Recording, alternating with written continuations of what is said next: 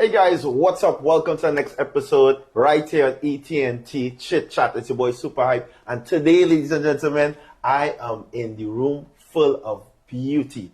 Fresh back from a trip, she's finally here, and she's here with me to sit down with you guys to hear all about the experience. Today I'm joined with Miss Congeniality Universe 2024, and also I'm here with local organization representative and title and beauty manager, Miss Shevon Glasgow-Camps. Ladies, welcome.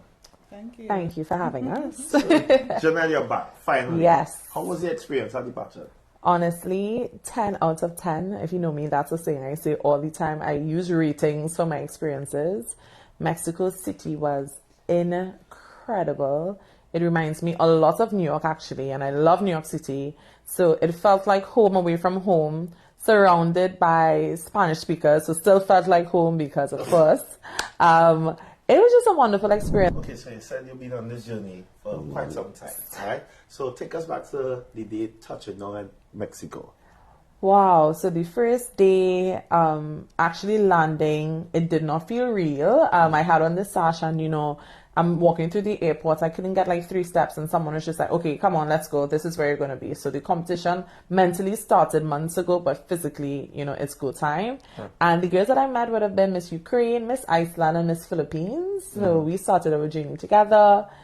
What I would say though, and this is just something on the side, Mexico City is quite high in terms of the levels, the sea levels. Okay. So I was sick the first day. Wow. My head hurt, I felt nauseous, and you have to get acclimatized to Mexico City.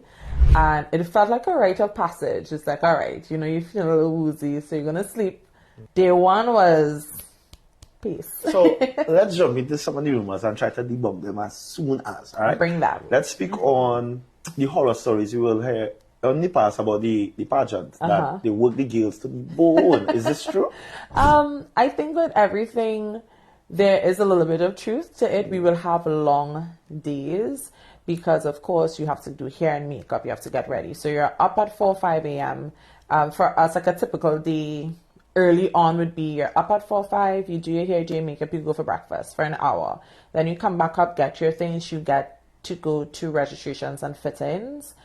Mexico City has crazy traffic. So you're trying to beat the traffic as well because we're here in glitz and glam, but real life, people have to go to work, right? Normal, so we get to registration fit-ins, it's over 100 girls. So you just have to wait your turn to go through everything. When you're finished, you have your lunch and the registration and fittings. It's like 4 or 5 days because you have to get through everyone.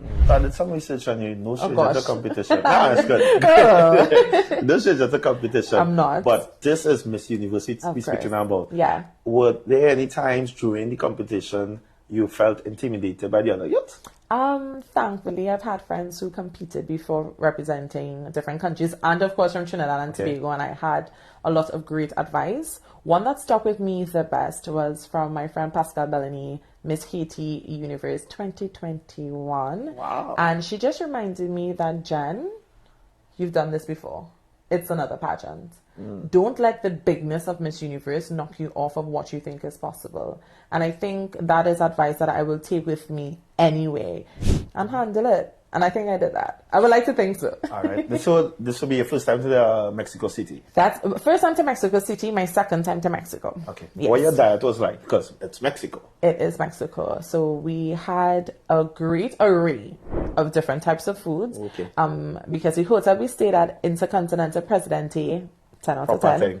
Yeah. It was so good. It was so good. The general manager, he was fantastic. So there are tons of different types of restaurants. So of course I have Mexican food. It's actually one of my favorite foods. Tacos al pastor. The ambassador to Mexico that is here in Trinidad and Tobago. When I visited him before I went, he said, you need to have this. This is the best taco you're going to get in Mexico City. And previous to it being found anywhere else in Mexico, you could have only found it there. So I had to make sure to have taco al pastor. Nice. That was amazing. I had the opportunity to film from Telemundo, and we made authentic Italian dishes. Like I am talking about putting the pasta through and making my own pasta. Ate that up. 10 out of 10. 10 out of 10. Honestly, the food was great. So you got over your sickness based on the altitude. Yes. You're eating your food, you're enjoying yourself. Yes. And then the backlash on social media.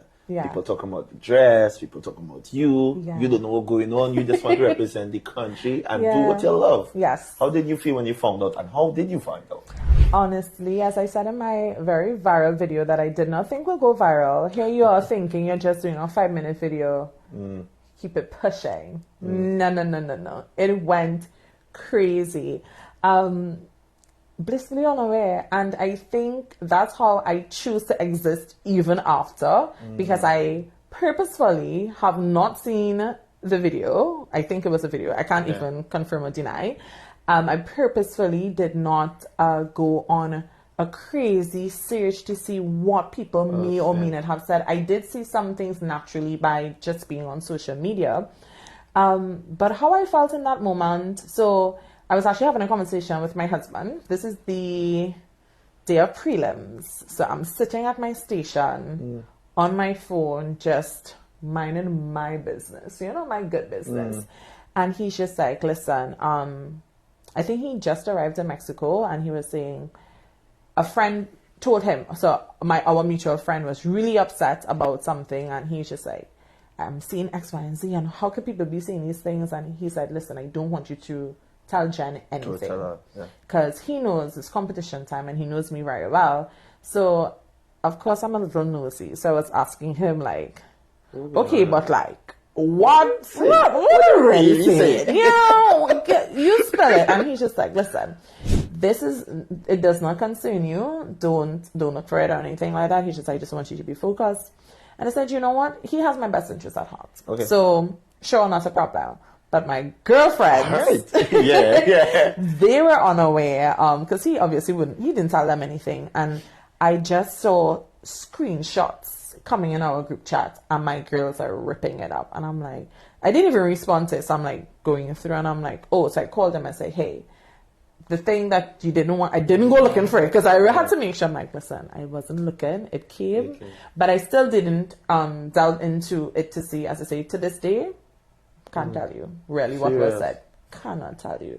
And I said, all right, do I make a statement? Because I think silence is also very powerful, and sometimes you don't need to give power to something that doesn't really require your energy. And at that time, I didn't think it required my energy. But what I wanted people to know is, honestly, so I'm a little childish, So I felt like a nanny boo-boo because I'm like, you are here having a full-on discourse. I'm in Mexico City, living my best life, representing my country, living in an answered prayer. I really don't think, it's giving, you're upset. It's giving you're big mad. Yeah, it's giving kind of, are you sorry? So sometimes that's how I deal with things, because I don't think it is powerful for me, yourself, anybody in this room, anyone watching this, to sit in a space where you allow yourself to be filled with negativity. So if you can't say it to someone's face, you shouldn't say it at all. Second of all, if you realize you can't say anything, you're blocked.